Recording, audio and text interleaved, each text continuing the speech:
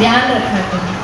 वक्ता का मन नहीं लगता कथा करने में, जब आप इधर उधर इधर उधर भटकते रहोगे तो शांति से बैठो, अनुशासन से कथा सुनो, एकदम बातचीत आपस में नहीं होनी चाहिए। तो कल्याण का रास्ता क्या है, कल्याण का मार्ग क्या है, ये पूछा गया, तब ये कथा सुनाई गई। इस कथा का माध्यम, इस कथा का हेतु और कुछ भी नहीं है। इस कथा, कोई भी जीवन में व्यक्ति काम करता है, सुनो सब ध्यान से, कोई भी व्यक्ति जीवन में कुछ काम करता है तो एक उद्देश्य लेके काम करता है। नौकरी किस लिए कर रहे हो, क्या उद्देश्य है? पैसा आए, घर चले, रोजी रोटी चले। पढ़ाई क्यों कर रहे हो? अच्छी नौकरी मिल जाए। परिवार क्यों है? बोले इस परिवार के संग रहने से हमको सुख मिले। गाड़ी क्यों है? बोले व्यवस्था अच्छी मिले, सुविधा अच्छी मिले। यानी हर चीज का एक उद्देश्य होता है, बिना उद्देश्य दुनिया में कोई काम नहीं होता। कोई व्यक्ति सड़क पे भी खड़ा है, झाड़ू पोछा लगा है, उसका भी उद्देश्य है कि यहाँ सफाई हो। हर व्यक्ति का उद्देश्य। वैसे ही अगर हम भगवान की कथा में बैठे हैं, अगर हम अपने जीवन में कुछ कर रहे हैं सत्कार्य का, तो उसका पहले उद्देश्य समझो, पहले उसका उद्देश्य जानो। बिना उद्देश्य के काम करते रहोगे तो कोई लाभ थोड़ी। अब रावण के पास क्या उद्देश्य था? रावण से बड़ा कौन धार्मिक हो सकता है? महादेव स्वयं कैलाश छोड़ के चल के उसकी वाणी सुनने के लिए उसके पास लंका आते थे।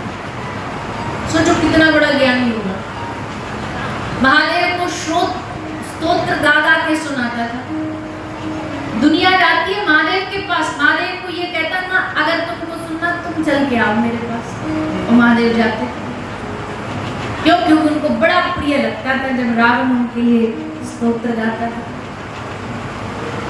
लेकिन उद्देश्य क्या था रावण का? कोई उद्देश्य नहीं। ज्ञान का भी उसका कोई उद्देश्य नहीं था। तो आज उसकी दुर्दशा देखो, हर दशहरा जलता है, हर दशहरा फूंका जाता है। जब तक हमारे हृदय में कल्याण की उद्देश्य, कल्याण की भावना लेके हम काम नहीं करेंगे ना, तब तक उस कार्य की पूर्णता में संदेह, उस कार्य को पूरा होने में संदेह। इसलिए उद्देश्य समझो।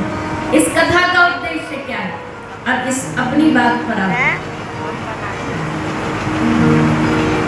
क्या इस कथा का उद्देश्य? अरे इतनी दोपहरी में, तपती दोपहरी में, चिलचिलाती धूप में काय को बैठे हो यहाँ पर? होगा कैसे? जो कथा सुना उसको यूज करने में, कथा सुनकर। अच्छा चलो, हमने बता दिया, कथा सुन रहे हो, बढ़िया अच्छा आनंद ले रहे हो। अब किसी डॉक्टर के पास जाओ, वो आपको पैरासीटामोल, अब हमको ज्यादा दवाइयों के नाम नहीं पता, एक पता सुना तो ऐसे कि वो अच्छी नहीं है, पर नाम वही पता तो वही बोलेंगे।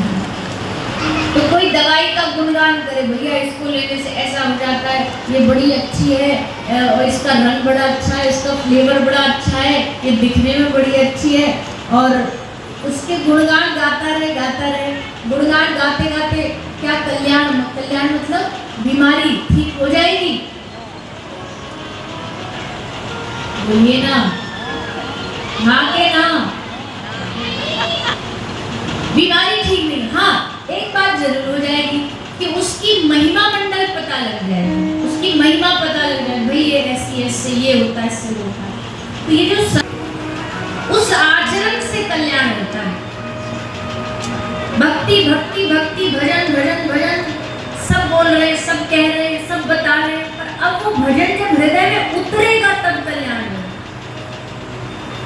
भक्ति हृदय में उतरेगी तब कल्याण होगा। जानते तो हम भी है भैया, भक्ति के अलावा तो क्या है दुनिया में। इसलिए जब सारी दुनिया में भटक लेते पूरा जीवन, और अंत में जब शमशान की यात्रा पर जाते हैं तो आदमी चीख चीख के बोलता है। क्या बोलता है?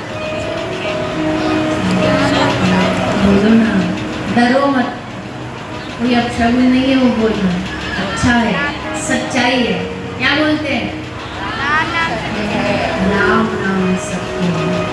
तब तो नहीं बोलते मकान सत्य है, दुकान सत्य है, फोन सत्य है, गाड़ी सत्य है। कोई बोला आज तक ऐसा? अंतिम यात्रा पर जाकर के। और एक बात और सुनो ध्यान से, ये राम नाम सत्य जो अर्थी में पड़ा है उसके लिए नहीं है, वो थोड़ी ना सुन रहा है, पर जो जिंदा पांवों पे पैरों पे चल रहे हैं ना, ये उनको समझाने के लिए ये तो चला गया, तुम्हारा भी अगला नंबर है। तुम भी ऐसे ही चले जाओगे 4 कदम इसके पहले समय।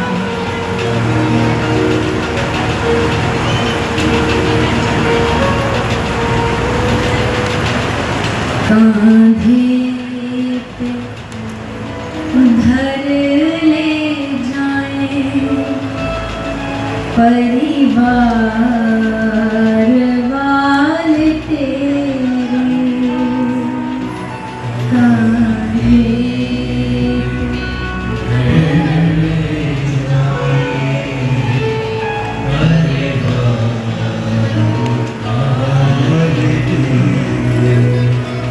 यमदूत ले पकड़ के डोले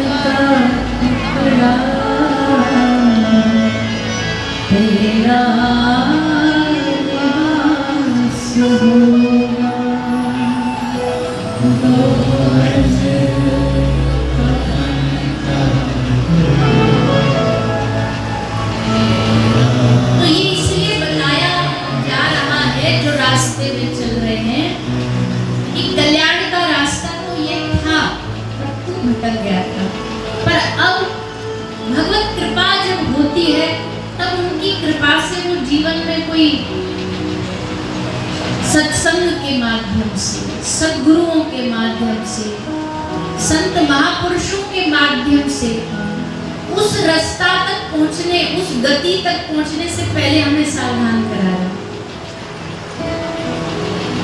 हमें बता रहे हैं कि ये सावधानी है, तुझे बरतनी है। तू कहीं भी रहे, कुछ भी कर, हर संग संग में भगवान का नाम याद रख। स्थिति कुछ भी हो, परिस्थितियां जीवन में बदलती रहती है, अच्छी बुरी, मनोभाव भी बदलते रहते हैं। मनोभाव, मन के भाव कभी बहुत अच्छे होंगे, कभी बहुत बुरे होंगे, कभी पाप वृत्ति बढ़ेगी, कभी पुण्य वृत्ति बढ़ेगी, कभी सत्कार्य का भाव बढ़ेगा, तो कभी अवनति होगी, कभी उन्नति होगी। ये जीवन भर ये रास्ता, गाड़ी चलती रहेगी,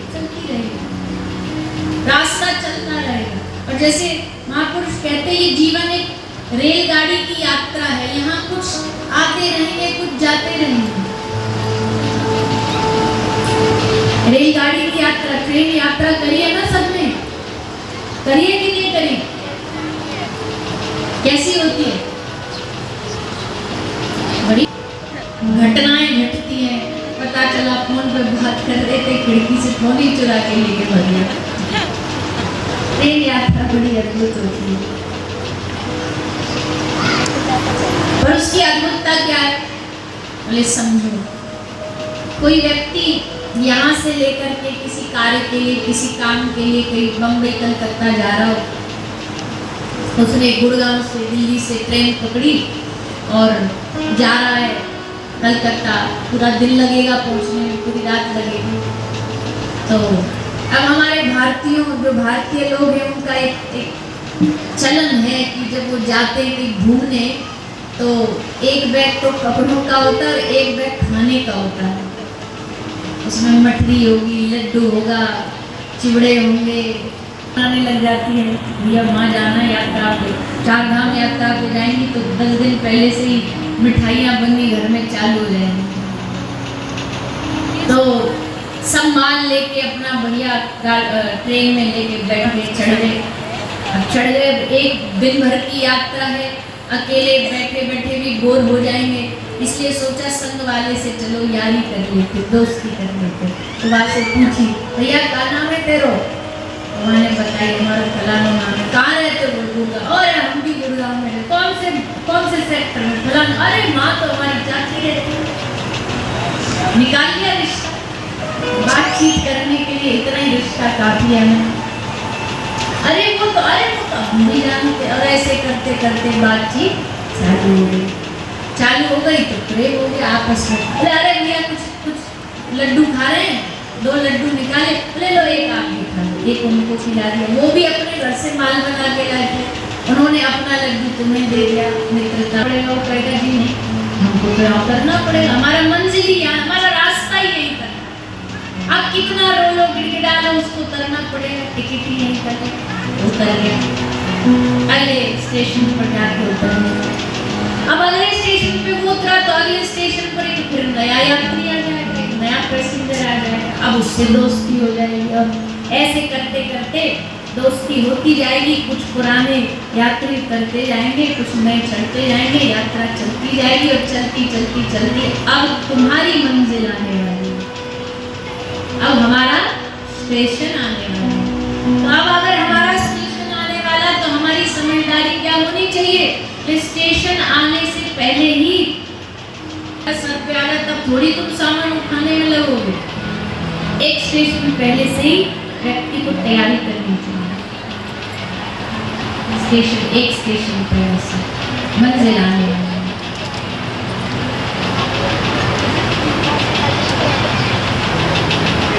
एक स्टेशन पहले से तैयारी कर लेनी चाहिए। अब क्या होगा?